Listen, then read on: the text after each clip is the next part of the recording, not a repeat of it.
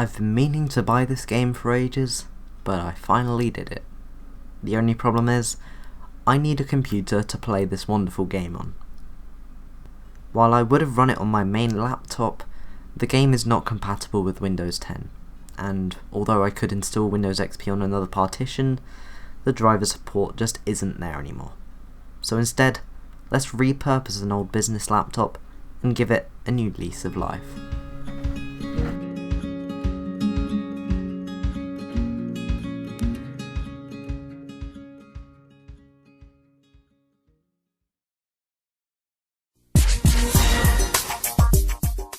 Our subject for today's video is a HP Compaq NX6110 with a Celeron M processor.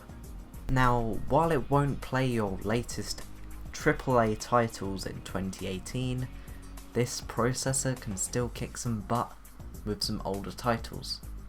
But first of all, we need to perform some surgery on this machine.